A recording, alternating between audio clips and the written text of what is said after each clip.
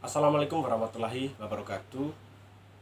Salam, salam sejahtera untuk kita semua. Om Swastiastu, Namo Buddhaya, salam kebajikan.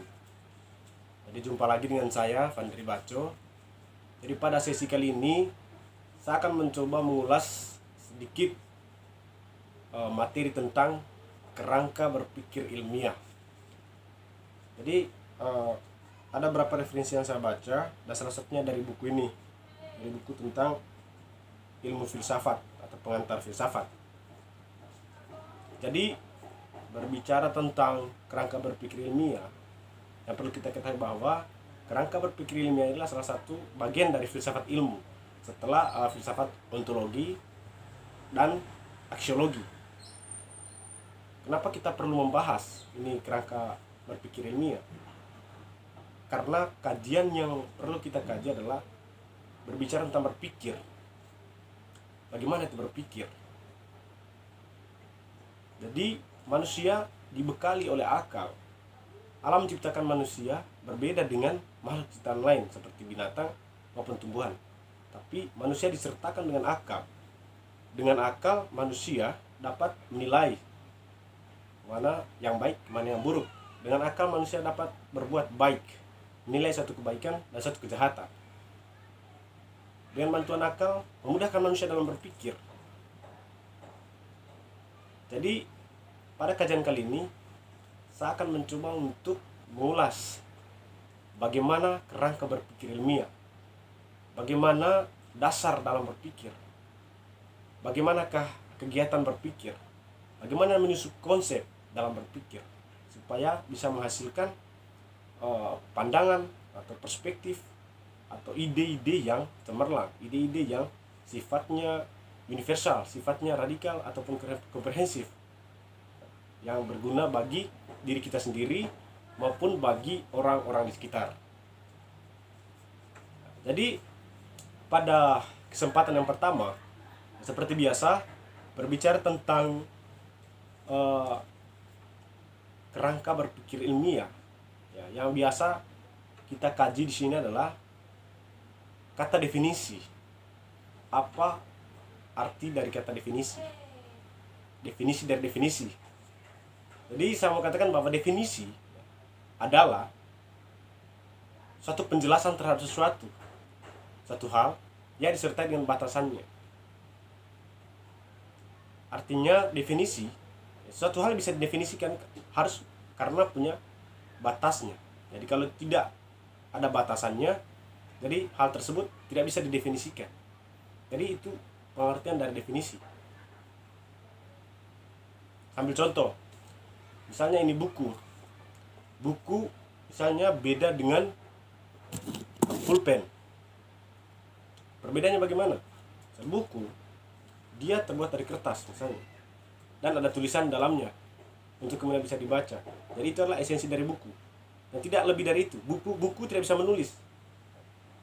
Buku tidak bisa digunakan untuk makan misalnya. Itu karena ada batasannya. Jadi buku cuma bisa muat tulisan-tulisan kemudian bisa dibaca. Itu misalnya. Itu kalau buku. Kemudian begitu juga pulpen.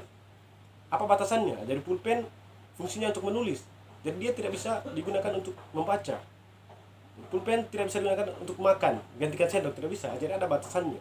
Itu yang dimaksud dari definisi. Definisi mendefinisikan sesuatu yang disertai dengan batasan-batasannya, sehingga jelas ada perbedaan dari segala sesuatu tersebut. Itu definisi dari definisi. Nah, kemudian setelah kita membahas tentang definisi dan definisi, jadi kita masuk ke kerangka berpikir ilmiah. Jadi ada 3 kata yang mungkin perlu kita kaji secara komprehensif satu persatu, yaitu kata kerangka, kemudian berpikir, dan ilmiah. Apa itu kerangka, apa berpikir, ya, dan apa itu ilmiah. Jadi yang pertama adalah kerangka. Jadi kerangka adalah suatu yang menyusun atau menopang yang lain sehingga sesuatu yang lain tersebut dapat berdiri. Contohnya apa? Contohnya kerangka manusia. Tanpa kerangka, manusia tidak bisa berdiri. Manusia tidak bisa membedakan, tidak bisa tahu ya, mana mata misalnya, mana mulut, mana hidung. Kalau misalnya tanpa kerangka, pasti kulit ataupun daging-daging kita akan bersatu, jadi tidak jelas, tidak dapat berdiri, tidak bisa dikatakan sebagai manusia. Begitupun hal lainnya. Jadi dengan adanya kerangka, sehingga sesuatu yang lain bisa berdiri, dapat terbentuk modelnya. Dalam berpikir juga kita harus punya kerangka, punya konsep. Harus ada sesuatu hal yang menjadi dasar pemikiran kita. Itu yang mau dibahas di sini. Kemudian yang kedua adalah berpikir. Apa itu berpikir? Jadi berpikir itu adalah proses gerak akal dari satu titik ke titik yang lain. Jadi berpikir proses gerak akal dari pengetahuan yang satu ke pengetahuan yang lain. Ya, jadi seperti yang kita ketahui bahwa pengetahuan yang pertama dari kita sebagai manusia adalah tidak tahu. Kita lahir, kemudian kita tidak tahu apa-apa. Tapi setelah kemudian kita berpikir, landaskan pada basis material yang ada, kemudian kita bisa merubah dari tadinya yang tidak tahu menjadi tahu. Nah, itu proses gerak akal. Jadi otak, ya, dalam sistem saraf tentunya otak bekerja, tetapi tanpa bantuan akal kita sebagai manusia tidak bisa menilai mana yang benar, mana yang salah, mana yang baik, mana yang buruk. Jadi akal itu semacam alat bantu bagi manusia untuk berpikir. Itulah bedanya manusia dengan binatang. Kalau binatang jadi tidak memiliki akal, sehingga beda. Binatang tidak bisa mengetahui mana yang baik, mana yang buruk, mana yang benar, mana yang salah. Binatang hanya mengandalkan insting. Jadi insting itu memiliki keterbatasan. Jadi mereka, binatang itu hanya berpikir dengan menggunakan insting, yang dimana hanya berpikir untuk bertahan hidup di hari itu. Di saat itu dia tidak berpikirkan bagaimana besok dan selanjutnya. Tapi manusia dengan bantuan akal dia bisa berpikir bahwa bagaimana untuk kehidupan selanjutnya, dengan menyiapkan segala sesuatu hari ini untuk kehidupan di hari-hari yang akan datang. Itu adalah berpikir. Kemudian ilmiah, kerangka, kemudian berpikir, kemudian ilmiah. Jadi apa itu ilmiah? Jadi ilmiah itu adalah suatu hal yang bersifat keilmuan. Keilmuan yang bagaimana? Ilmu. Sedikit saya mau jelaskan apa itu ilmu. Yang selama ini sering kita dengar bicara tentang ilmu dan pengetahuan. Apa sih bedanya antara ilmu dengan pengetahuan? Jadi ilmu merupakan kumpulan pengetahuan-pengetahuan yang sudah dikaji, yang sudah diuji kebenarannya dengan kaidah-kaidah ilmiah. Kaidah ilmiah seperti apa? Dengan kajian-kajian ilmiah, dengan pengujian-pengujian yang sifatnya ilmiah. Yang bagaimana? Ya, dengan pengujian yang sifatnya sistematis, kemudian radikal, kemudian komprehensif, kemudian universal. Jadi itu adalah konsep dasar dalam kajian ilmiah. Sistematis bagaimana? Sistematis itu adalah satu kajian yang terstruktur, tidak amburadul. Kemudian radikal. Radikal itu apa? Kajian yang sampai akar-akarnya, diuji sampai akar-akarnya. Itu yang maksudnya radikal. Kemudian komprehensif. Kalau komprehensif itu sifatnya menyeluruh, ya, poin per poin. Jadi kemudian bicara universal. Kalau universal ya satu kajian yang sifatnya umum, yang diuji. Itu yang dimaksud dengan ilmu. Kemudian apa itu pengetahuan? Jadi tadi ilmu itu adalah kumpulan dari pengetahuan-pengetahuan yang sudah diuji kebenarannya. Sekarang pengetahuan. Pengetahuan itu apa? Jadi pengetahuan itu, saya mau katakanlah pengetahuan itu adalah semacam suatu informasi yang sifatnya umum. Suatu hal ya, yang sifatnya umum dan tidak teruji kebenarannya. Contoh ya perbedaan antara ilmu dan pengetahuan. Jadi kalau pengetahuan, misalnya air laut itu asin. Semua orang mengetahui itu. Jadi air laut itu asin. Dan itulah satu pengetahuan bagi orang-orang.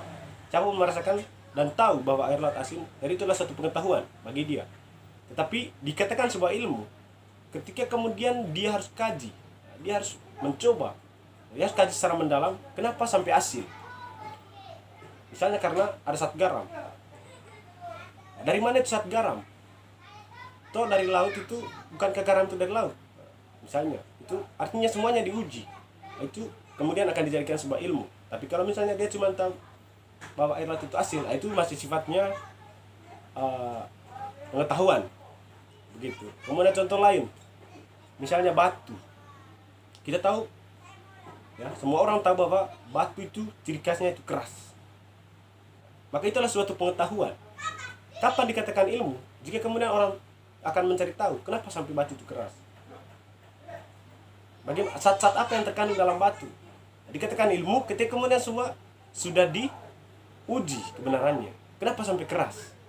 Oh, ternyata ada zat-zat ini, zat A, zat B, dan lain sebagainya di dalamnya.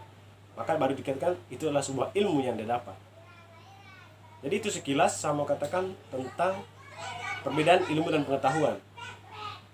Nah, kembali tadi ke ilmiah. Apa itu ilmiah tadi? Ilmiah tadi adalah sesuatu yang bersifat keilmuan. Artinya, sesuatu yang teruji kebenarannya. Itu ilmiah. Sekarang setelah kita mendengar, setelah saya menjelaskan tentang bagaimana itu kerangka berpikir dan ilmiah, jadi kita bisa menarik kesimpulan. Apa sih kerangka berpikir ilmiah?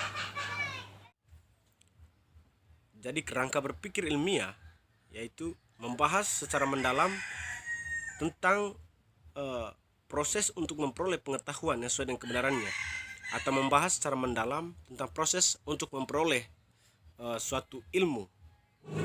Jadi mungkin demikian saja penjelasan singkat dari saya tentang materi kerangka berpikir ilmiah. Jadi kalaupun misalnya ada pandangan lain ataupun ada yang mau bertanya, silakan bertanya di kolom komentar untuk kemudian kita diskusi bersama. Dan akhir kata saya mengucapkan mohon maaf apabila dalam tutur kata saya menyinggung para pendengar sekalian. Assalamualaikum warahmatullahi wabarakatuh.